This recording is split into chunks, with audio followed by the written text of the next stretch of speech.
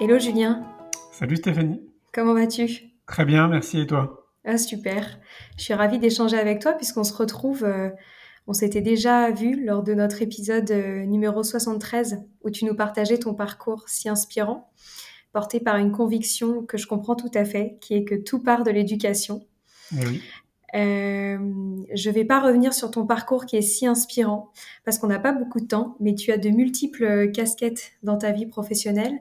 Tu es réalisateur, producteur, chef d'entreprise et le fondateur du congrès Innovation en éducation qui aura lieu en février à Bordeaux. Et c'est pour ça aussi qu'on se retrouve aujourd'hui. Mais tu viens aussi de publier un nouveau livre disponible à partir de janvier qui s'appelle Quel avenir pour mon enfant après l'école alternative. Je trouve le sujet passionnant. Est-ce que tu pourrais nous dire pourquoi tu as décidé de traiter de ce sujet? Eh bien oui, bah écoute, ça fait pratiquement 10 ans maintenant que je mets beaucoup d'énergie dans le monde de l'éducation. Et à force d'avancer dans ce vaste champ que représente l'éducation, ça m'a amené maintenant à être en contact avec, mais de manière assez transversale en réalité, quasiment avec, j'ai envie de dire avec tout le monde. En tout cas, j'ai un spectre assez large. Ça va du ministère en passant par l'UNESCO, par des fondations, des ONG, et puis globalement tous les acteurs qui sont autour de l'éducation nationale et qui proposent des outils, des méthodologies.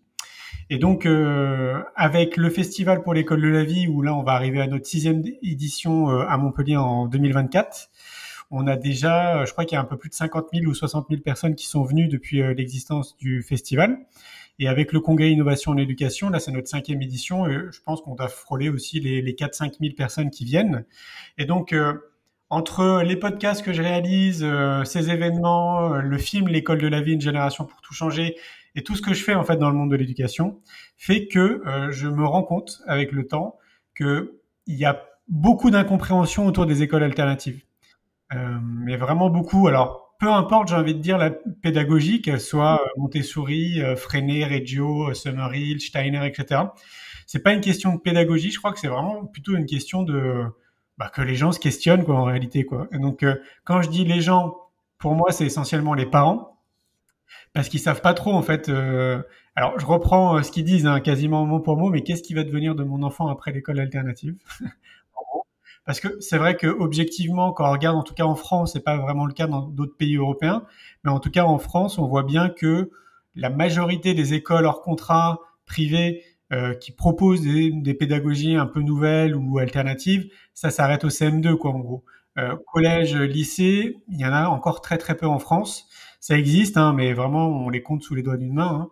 Donc quelque part c'est légitime que les parents se posent la question parce qu'il n'y a pas de continuité derrière. S'il y a une continuité, bah, une fois de plus, c'est assez rare. Ça dépend de là où tu te trouves. Et si tu as la chance qu'il y ait un collège ou un lycée qui puisse prendre la suite, quoi, en gros. Et donc, il y a plusieurs questions. Il y a la question, donc, est-ce que mon fils va réussir ou ma fille va réussir à s'adapter après au collège ou au lycée? Pourquoi ça coûte cher, les écoles alternatives? Pourquoi c'est pas accessible à tout le monde? Il y a aussi, je trouve, beaucoup de il y a certaines écoles et certaines pédagogies qu'on pourrait qualifier de mouvements sectaires, comme la pédagogie Steiner, par exemple. En tout cas, les médias s'acharnent un peu sur cette pédagogie, quoi. Alors que bon, bah, au final, c'est n'importe quelle pédagogie. On pourrait très bien citer Montessori, par exemple. On pourrait très bien se dire que, imaginons, on prend 10 écoles Montessori et on pourrait se rendre compte que dans chaque école, c'est complètement différent. Et pour un seul et même élève, ça pourrait ne pas se passer bien pour lui dans, je sais pas, 8 écoles Montessori sur 10, par exemple, quoi. Parce que c'est dépendant du directeur, de la directrice, du corps enseignant, de plein de paramètres en réalité. Donc c'est même plus dépendant du statut d'école alternative, mais de l'humain. Donc on pourrait le transposer aussi aux écoles publiques, finalement. Donc voilà, il y a plein d'incompréhensions, il y a les médias qui s'emparent de ça, certains médias, et qui transforment aussi un peu les choses. Et donc du coup, nous, on s'est dit, alors quand je dis nous, c'est avec Progressive Media, c'est l'agence avec laquelle on s'est associé pour éditer le magazine papier Innovation en éducation. Donc là, on en est déjà notre 12e numéro, et puis ensemble, on fait beaucoup de brainstorming. Et à un moment donné, dans notre brainstorming, il y a un gars de l'équipe qui nous a dit, mais en fait, il y a personne en fait qui a fait le job d'aller voir des gens qui sont passés par des écoles alternatives pour savoir ce qu'ils sont devenus en fait tout simplement maintenant pour voir s'ils sont intégrés, je mets ça entre guillemets, à la vie de tous les jours. Et en fait, on s'est dit mais ouais, mais t'as carrément raison. Hein. Et puis on a commencé à regarder autour de nous. On n'a pas vraiment trouvé d'outils, de livres, de films ou autres qui pourraient retracer réellement ce que nous on avait envie de faire. Et en fait, l'idée elle était hyper simple et c'est ce qu'on a fait, c'est de contacter des adultes qui sont passés par des écoles alternatives sur des tranches d'âge assez variées pour avoir un peu toutes les époques parce que d'une époque à une autre c'est aussi très différent. Donc là, ça varie de 20 ans jusqu'à 60 ans pour la plus ancienne. Et donc voilà, donc en fait, on a fait un appel à témoins. On a contacté les 7000 abonnés du magazine Innovation et Éducation, puis notre base de données, on a 120 000 personnes qui nous suivent. Et puis voilà, on a reçu un paquet de personnes qui nous ont dit en fait être passées par des écoles alternatives. Et en fait, là, une difficulté pour nous, ça a été de choisir au final, parce que je sais plus combien on en avait, mais on en avait beaucoup. Et on s'est même questionné, on se disait, bon, est-ce qu'on fait un livre avec, par exemple, 100 retours d'adultes? Et c'était trop challengeant, en réalité, de faire un bouquin là-dessus, parce que déjà, rien que pour 15, on en a sélectionné 15, rien que pour 15, ça nous a pris un an pour faire les interviews, après pour les traduire à l'écrit aussi, pour que ce soit vraiment le reflet, en fait, de ce qui s'est dit. Donc, on s'est contenté, j'allais dire, de 15 profils, mais qui sont pour nous vraiment j'ai envie de dire de ce qu'il y a de mieux pour des personnes qui se posent des questions, parce que on est en plein dans la réalité, on est en plein dans l'expérience. C'est des gens qui ont vécu chacun des trajectoires de vie très différentes, avec des parents différents, des écoles différentes, des pédagogies différentes. Donc je pense que c'est vraiment là pour le coup à chacun après ce livre de se faire sa propre opinion et c'est le but. L'idée c'est voilà 15 trajectoires différentes d'adultes qui sont maintenant intégrés, je le remets entre guillemets, dans la vie professionnelle. D'ailleurs, parmi les 15, il y a quand même l'ancien directeur de Primagaz, qui lui est passé par une pédagogie freinée à l'époque. Et donc voilà. Donc, et puis on a voulu rassurer aussi les gens, parce que quand je dis rassurer, tu vas comprendre, c'est que on a l'impression de notre prisme qu'il y a encore beaucoup de personnes qui pensent que les parents ou les élèves qui vont dans les écoles alternatives, c'est des babas cool, ou des gens, tu sais, qui s'habillent pas comme tout le monde. Tu vois ce que je veux dire? Et en fait, on a voulu rassurer tout le monde justement parce qu'on a filmé. Donc, c'est des interviews que j'ai réalisées filmées dans des studios. Et on a voulu justement les filmer pour montrer aussi à quoi ils ressemblent en fait ces gens, quoi. Et on voit bien que c'est des gens tout à fait normaux, comme toi et moi.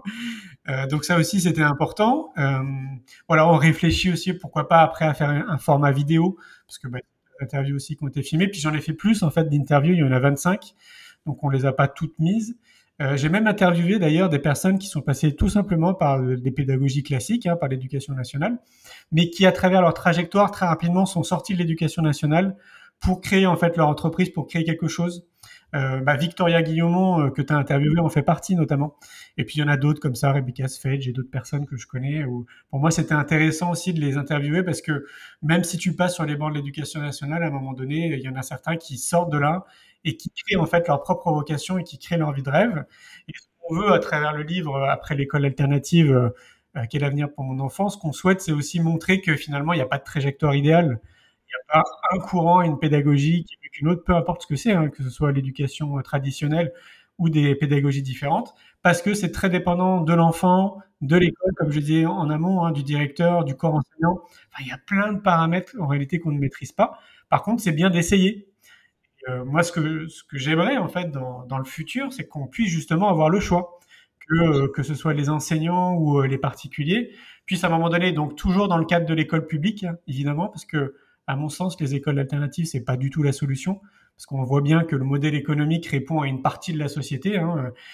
On dit très souvent que c'est élitiste, et c'est vrai, en fait, il y a vraiment une partie de la société, des couches sociales qui peuvent se le payer. L'idéal, ce serait de ramener tout ça au sein des écoles publiques, et donc que dans les écoles publiques, on puisse choisir.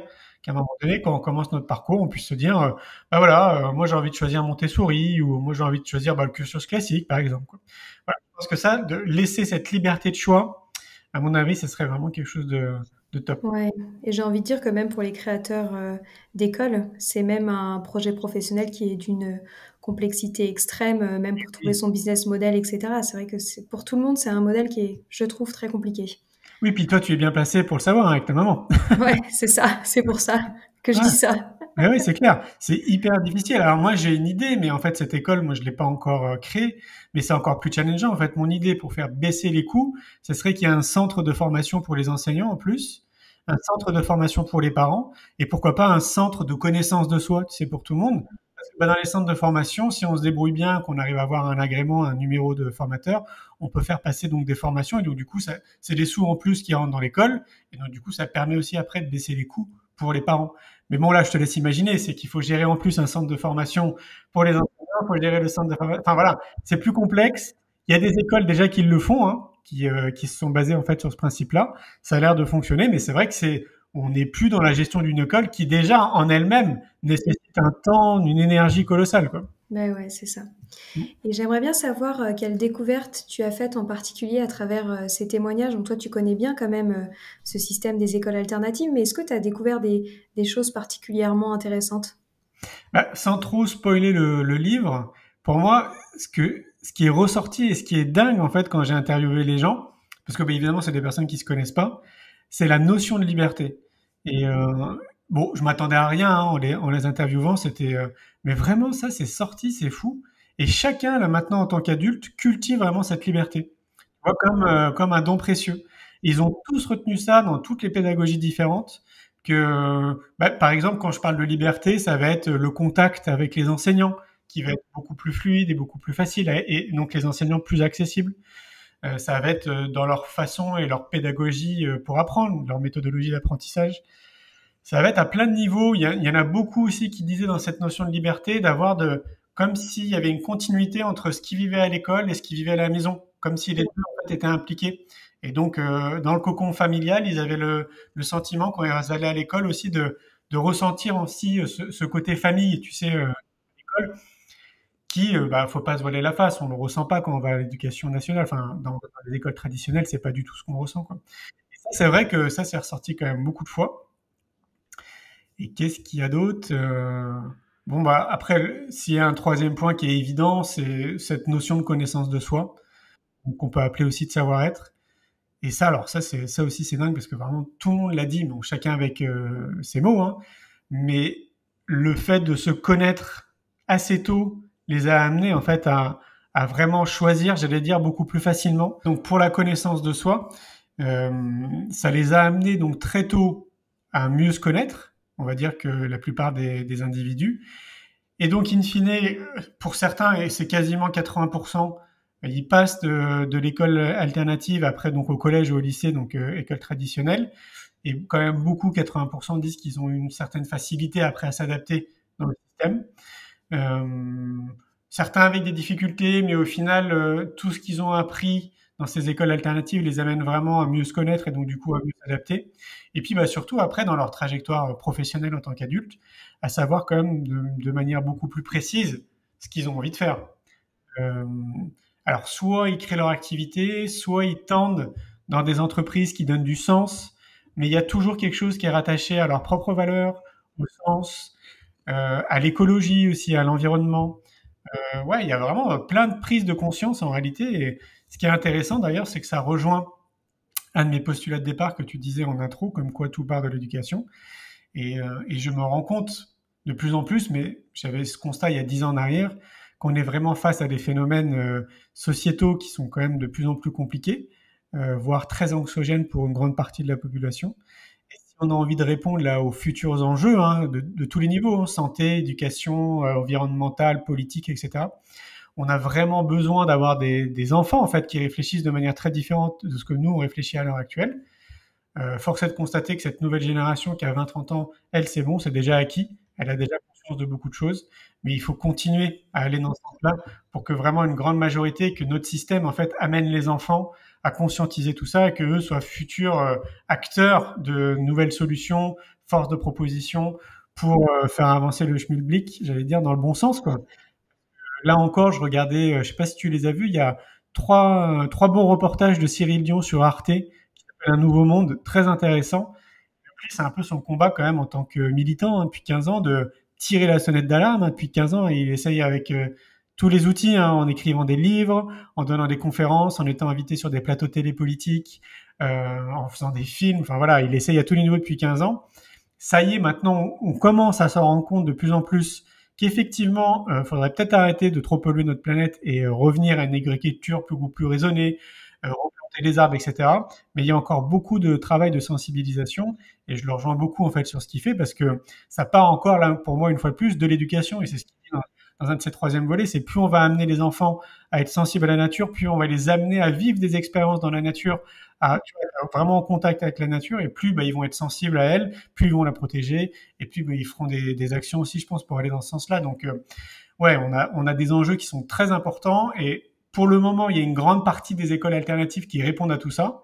Je dis une grande partie parce qu'on ne peut pas mettre tout le monde dans le même lot.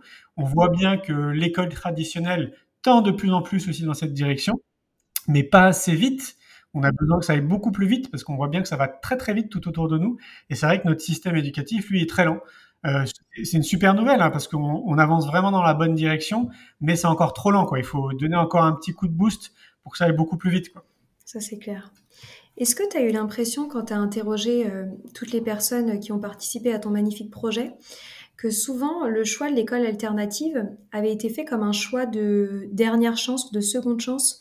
Je te demande ça parce que nous, c'est un constat qu'on avait, bon, c'était à l'époque où mes parents avaient créé leur école, donc moi, c'était il y a 15 ans, et c'est vrai qu'on avait souvent l'impression que les parents se retournaient vers les écoles alternatives parce qu'il y avait eu un échec avec le modèle traditionnel.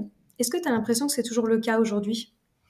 Ah ouais, oui, oui, j'entends beaucoup ça, hein. D'ailleurs, que ce soit de la part des enseignants que de la part des parents, hein. Il y a beaucoup d'enseignants qui quittent aussi le système pour créer des écoles alternatives parce qu'ils sont plus du tout en accord avec le système. Alors, les proportions, je ne les connais pas, mais force est de constater, si tu me dis que toi, ça date d'il y a 15 ans, que ça n'a pas vraiment évolué, j'ai envie de dire, dans le bon sens, même si je suis optimiste et positif, et je vois bien, d'ailleurs, pour parler des enseignants, de mon prisme et en étant hyper synthétique, j'ai l'impression qu'il y a au moins 50% des enseignants de l'éducation traditionnelle qui essayent des choses, tu vois, qui se passent un peu en tant que chercheurs et qui vont se former à l'extérieur, en fait, et qui testent des choses dans leur classe. Et puis, il y en a encore 50% qui sont pas encore prêts pour X raisons. Faut pas leur en vouloir, hein, c'est comme ça, en fait, c'est une question de conditionnement, mais ils y viendront, je pense. Donc, 50% d'enseignants qui vont dans le bon sens, ça va inspirer aussi les autres, forcément, ça sème des graines. Donc, moi, je vois plutôt ce côté-là. Mais c'est vrai que, et pour les écoles alternatives qui se créent, et pour les écoles alternatives dans lesquelles on va mettre des enfants quand on est parent, souvent, quand même, encore à l'heure d'aujourd'hui, c'est parce que on trouve pas de solution auprès des écoles traditionnelles.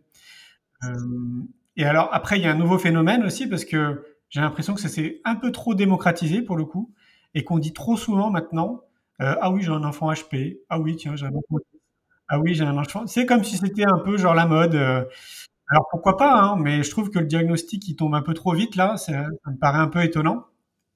Et donc du coup, bah, il y a beaucoup aussi de parents qui ont des enfants qu'on dit un peu atypiques, qui veulent mettre leurs enfants dans les écoles alternatives parce qu'ils pensent que ça va être mieux en fait pour leur enfant. Mais je pense que c'est hyper important de rappeler qu'une école alternative, comme n'importe quelle entreprise en fait, comme n'importe quelle école. C'est pas parce que c'est Montessori, Freinet, Reggio, ce que vous voulez, que ça va être bien pour votre enfant. Euh, Là où il faut s'attarder, c'est vraiment sur le directeur ou la directrice, l'équipe pédagogique, prendre le pouls, faire appel à son intuition et voir en fait si les gens sont bien en fait tout simplement. Si c'est des gens bienveillants, empathiques, s'ils sont bien formés, etc. quoi. Parce que c'est vraiment pas du tout une question de pédagogie, c'est une Oui, oui, je question suis d'accord avec purement toi. humaine quoi. Et Ouais, donc on le voit d'ailleurs avec les écoles Montessori, où en fait, il n'y a pas vraiment besoin d'avoir un label à proprement parler pour monter une école Montessori. Donc c'est vrai que bah oui, c'est ça. tout se base sur l'humain. Alors après, ce qui est peut-être un petit peu mieux, c'est que maintenant l'État se mêle un peu de tout ça et que pour créer une école alternative, il faut être adoubé par l'État maintenant. Mm. Je dis maintenant parce qu'il y a encore quelques années en arrière, il suffisait de créer une association et on pouvait créer une école alternative. Donc ça, à mon sens, ça a laissé la place à n'importe qui, quoi, en gros, pour créer une école. Bon, bah maintenant, c'est un peu plus réglementé. Je ne sais pas si ça arrange les choses, mais peut-être que Ouais. ça permet de limiter un peu la casse, quoi. Mm, mm, C'est possible. mm. Mais bon, enfin, si on regarde bien le projet, ils ont décidé de faire ça parce qu'ils ont estimé qu'il y avait trop d'écoles qui formaient des djihadistes. Oui, oui. Donc, ils ont mis tout le monde dans le même lot. Ouais, c'est ça. On ne sait pas si c'est une bonne nouvelle non C'est plus, bien quoi. dommage. Ben oui, c'est ça, ouais. Notamment pour l'instruction en famille. J'allais en parler justement pour l'instruction en famille, mais ouais, c'est clair, ouais. Ouais. Surtout que ça concerne pas énormément de familles sur notre territoire, hein, d'avoir légiféré autour de ça. Enfin, pour moi, c'est un grand n'importe quoi. Ouais, c'est un grand retour en arrière, malheureusement. Ouais, c'est ça. Ouais. On arrive déjà à la fin de cet échange. Est-ce que tu aurais un dernier message à faire passer autour du prochain congrès que tu organises? Bah oui, de venir. De venir parce que, mais comme je le dis chaque fois pour les événements qu'on organise, c'est que oui, la programmation est super intéressante. Les exposants qui sont sur place aussi, il y en a une vingtaine, ils sont aussi super intéressants. Mais pour moi, en fait, ce qui est le plus intéressant, c'est toutes ces personnes qui viennent. Mm. Et donc là, alors, je trouve ça très intéressant cette année, c'est assez particulier parce qu'il y a beaucoup de personnes qui viennent des pays de l'étranger, beaucoup plus que les années précédentes. Pour les plus loin, ça vient de Nouvelle-Calédonie quand même. Ah Je trouve ouais. ça assez hallucinant de se payer un billet d'avion, de faire 72 heures pour venir à Bordeaux pour un congrès qui dure 2 jours autour de l'éducation. Mm. J'espère qu'ils viennent pas que pour ça. Mais quand même, il y en a beaucoup qui viennent de plein de pays d'Europe, enfin de Maroc, de Tunisie, un petit peu de partout. Et puis surtout, il y a une fois de plus, parce que nous on voit qui s'inscrit, donc il y a des gens qui font partie de plein d'organismes, en fait, du ministère, je vais me répéter, mais de l'UNESCO, de fondations et tout, etc., qui viennent. Et je trouve que c'est un bon point de convergence pour Bien sûr. rencontrer des gens qu'on rencontrerait pas dans la vie de tous les jours. Et Mm. donc pour moi, c'est typiquement le lieu. Il faut repartir de là en ayant discuté avec un maximum de personnes, en fait, Ouais. parce qu'il y a plein de rencontres à faire, plein de choses à créer en réalité, quoi. Ouais, Et c'est donc vrai. venir juste pour assister aux concerts, aux conférences et ne pas être un minimum sociable pour discuter avec toutes ces personnes qui sont présentes sur place, pour moi, c'est passer totalement à côté du congrès en réalité. Ouais, ouais, Donc c'est que 2 jours dans l'année et c'est assez rare de se rencontrer en fait dans des lieux comme ça, quoi. Ça ouais, fait du bien déjà parce qu'on est en contact avec des gens qui nous ressemblent. Et puis au-delà de ouais. ça, c'est des gens qui viennent de partout, d'horizons divers, tous qui convergent tous dans la même direction, que tout part de Mm. l'éducation, quoi. Je suis bien d'accord. Et ben bravo pour tout ce que tu fais. Ça nous inspire beaucoup. Merci beaucoup, Stéphanie. Merci, bye bye.